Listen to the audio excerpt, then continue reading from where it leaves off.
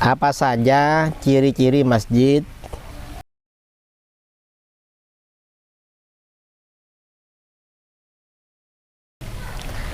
Assalamualaikum warahmatullahi wabarakatuh. Bismillah, alhamdulillah, wassalatu wassalamu ala rasulillah. Teman-teman yang semoga senantiasa dirahmati dan semoga senantiasa dalam lindungan Allah Subhanahu wa taala. Di awal Kiai Idrus mengulirkan sebuah pertanyaan, apa saja ciri-ciri masjid yang dikelola oleh Wahabi, atau dalam nama lain, apa saja ciri-ciri masjidnya Wahabi. Itu yang lebih jelas. Nah, kira-kira apa ya jawabannya teman-teman? Mari kita simak kelanjutan dari video ini.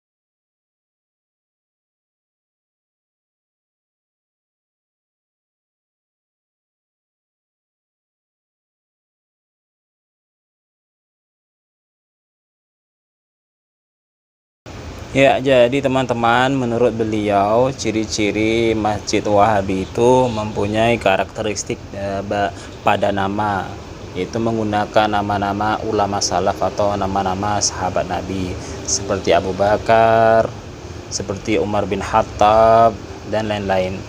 Tapi sepengetahuan saya di lapangan itu tidak sepenuhnya benar ya teman-teman. Memang ada masjid yang menggunakan nama-nama sahabat Nabi, nama-nama ulama. Tapi selain itu ada juga masjid yang menggunakan, meskipun dia dikelola Wahabi atau Salafi, ini tidak menggunakan nama-nama sahabat, seperti Masjid Raudatul Jannah. Itu masjid Salafi Wahabi. Kemudian Masjid Al-Badr yang baru.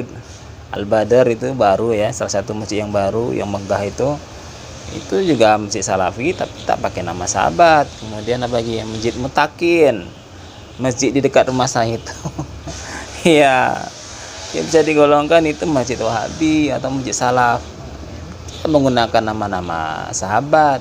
Jadi ini pertama, ini Kiai sudah salah kalau mengkategorikan masjid Wahabi, mencirikan masjid Nabi Wahabi atau masjid Salafi itu berdasarkan karakteristik nama.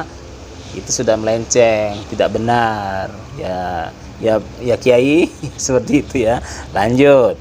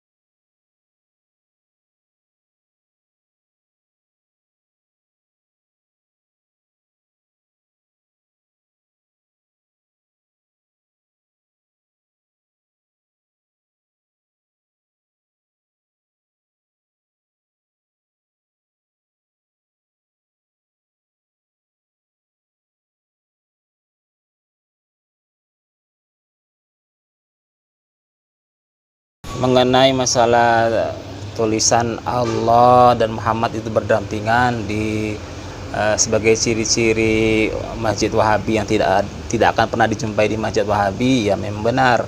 Kemudian kalau Kiai menanyakan, tidak ada larangannya membuat menggandengkan, mensejajarkan tulisan Allah dan Muhammad itu di dalam Al-Quran dan hadis. Kalau tidak ada larangannya, coba Kiai tunjukkan apakah ada perintahnya. Begitu saja. Bukan tidak ada larangannya, bukan tidak dilarang, ya. Tapi ya tunjukkan aja perintahnya. Adakah perintah untuk menulis lafaz Allah dan Muhammad itu di depan masjid itu? Kan tidak ada. Kemudian kalau di Masjid Wahabi, Kiai itu tidak akan pernah jumpa kita tulisan-tulisan kaligrafi yang mengandung ayat-ayat Al-Quran ataupun hadis-hadis. Tidak pernah ada, karena itu nanti bisa pada akhirnya tidak baik, Kiai. Seperti kalau ada pemugaran, tentu saja ayat-ayat itu nanti akan dihapus atau akan dihancurkan begitu. Itu bentuk dari penghormatan kepada ayat-ayat Al-Quran yang ditulis di dinding masjid berputar-putar, Kiai. Itu untuk menghindari yang seperti itu.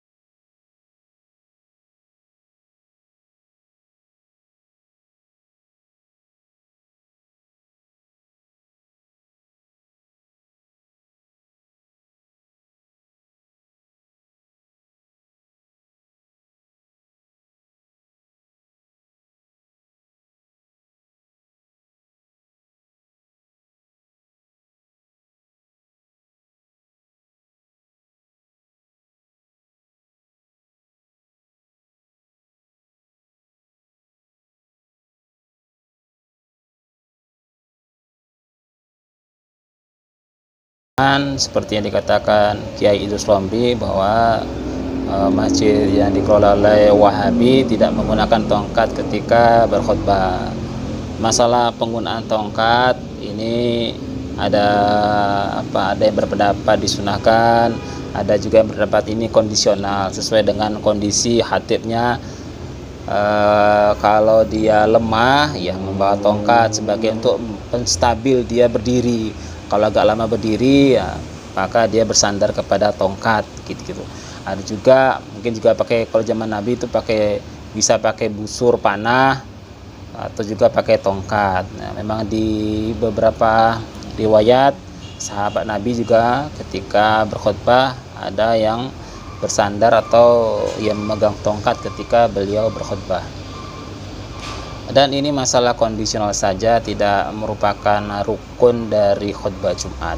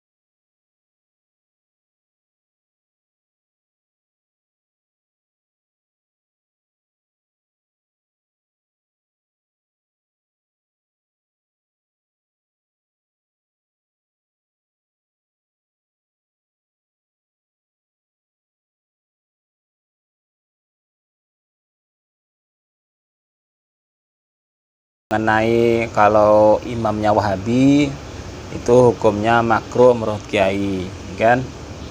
Dan Kiai juga pernah mengatakan lebih baik sholat sendiri kalau di masjid itu imamnya adalah Wahabi, gitu. karena nanti mengurangi kekhusyukan, mengurangi pahala dan segala macam. Tapi menurut kalau para Wahabi, para Salafi ini di mana saja yang penting masjidnya memenuhi syarat-syarat seperti bacaan imamnya bagus dan segala macam itu, dan tidak masalah siapa yang mengimami, asalkan jangan dukun saja ya mengimami, dibatal ya, begitu. Kalau Salafi ini tidak memilih-milih masjid, ya kiai, yang apa sajalah, yang masjid terdekat boleh, kalau mau yang lebih jauh juga tidak dipermasalahkan. Jadi tidak seperti kiai milih imam.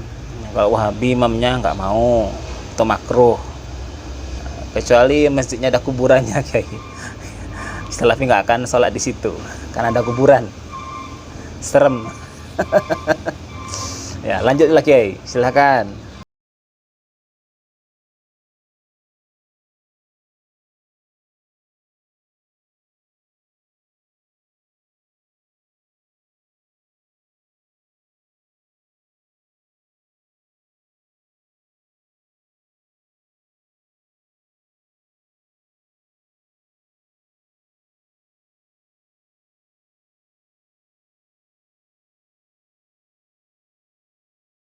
Kiai, mengenai puji-pujian ketika setelah azan ya kiai, itu maksud kiai mungkin ya, apa ada sunnahnya atau ada tuntunannya setelah azan itu untuk menunggu sholat sebelum iqomah itu puji-pujian kan tidak ada kiai.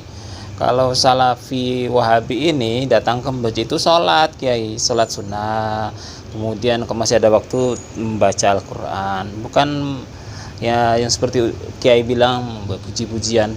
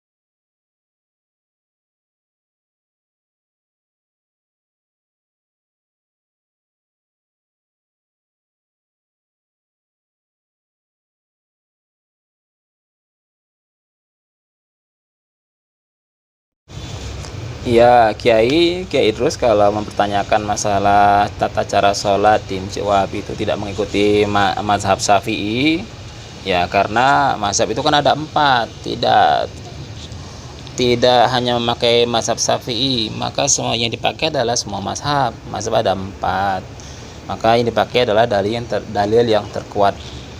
Kemudian kalau tidak membaca usolli, maksudnya niat ya, niat itu kan dalam hati kiai, niat dalam hati, tidak perlu dilafazkan. Niat adalah apa yang terbesit dan dalam hati kita saja.